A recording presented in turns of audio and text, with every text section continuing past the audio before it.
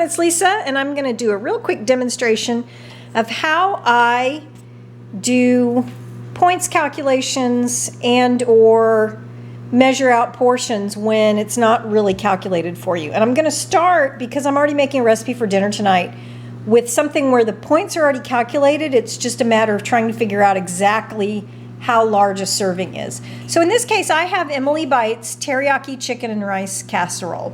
This recipe has a point value of 7 per serving.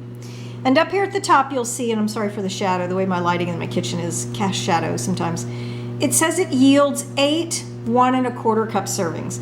Now, obviously, you could absolutely do a measuring cup 1 1/4 and be done with it. I tend to be a little bit more, I don't know, not quite OCD, but I like to be a little bit more precise. And part of it is I have found that when I measure things, I actually get more usually from a serving than when I measure things. I find that when I weigh, I usually get more per serving than when I measure. So in this case, for this recipe, you make it all in a 9 by 11 pan. So what I'm going to do is, I already have my recipe started in my other 9 by 11 Pyrex. So what I'm going to do to start with is I'm going to take my scale, and there's a link down below to Amazon so you can see what scale I use, but there's nothing really special about it. I'm going to weigh this dish empty, and that's all I'm going to do. Now, I typically use grams, but it doesn't really matter for this purpose. You can do whatever you want. And I'm going to make note of the 3.63 ounces, the 3.63 pounds that this dish weighs. Okay, here is my almost finished dish. It still needs to go back into the oven to be heated through altogether, but I'm going to do that afterwards. It won't make a difference to what we're doing here.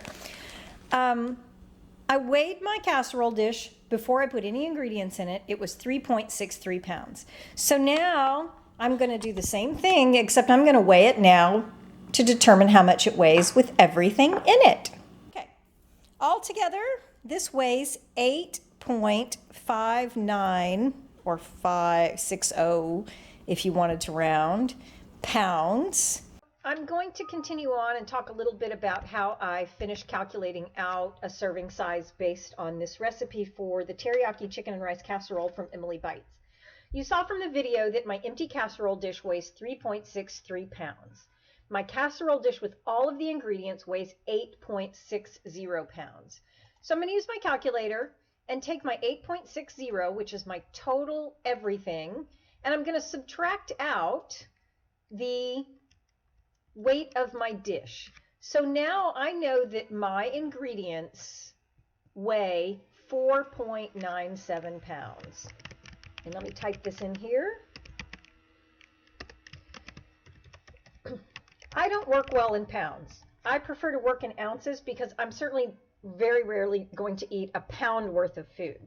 So what I usually do is I convert my pounds into ounces. In this case, I know that obviously each pound has 16 ounces. So I'm going to multiply this by 16, and now I have my total ounces.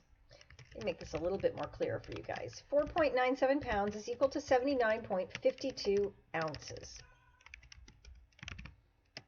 Can't spell.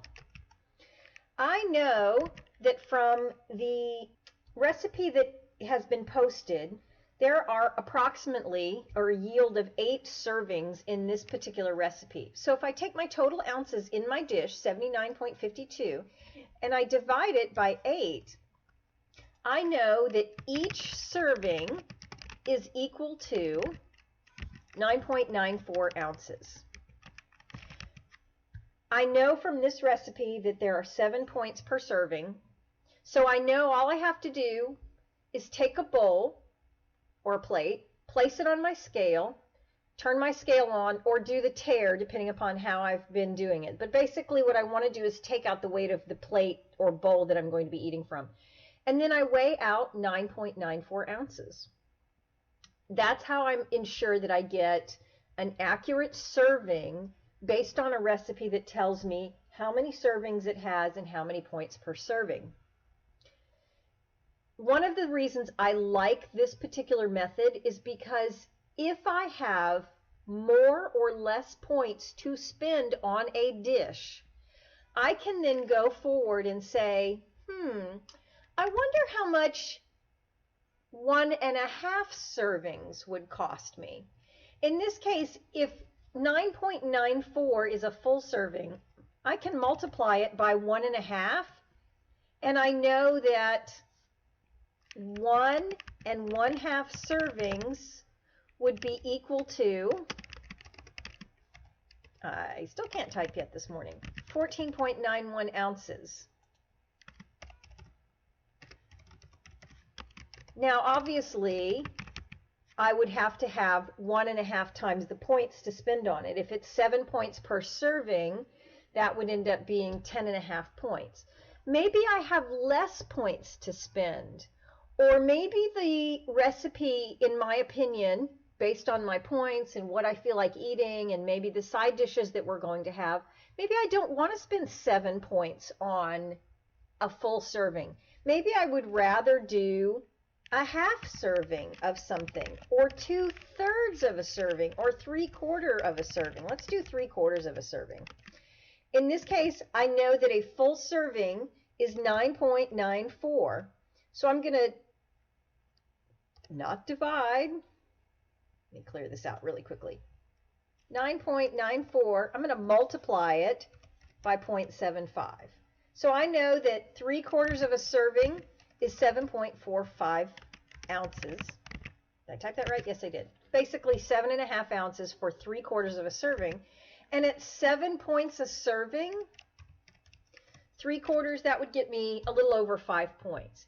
So if I already know the number of servings in a dish and the points that are associated with each serving, by weighing my empty dish in advance, and then weighing my dish after all the ingredients are in it and subtracting out the weight of the dish, I know exactly how much the total of my ingredients weigh, and I can use that number to work with how many ounces or grams or however you want to measure and weigh each serving is going to weigh, and then I can play with those amounts in order to continue on with trying to say, do I want to eat 7 points of this? Do I want to eat 14 points of this? Do I want to eat 3 points of this? So I can just apply some basic math to the whole principle.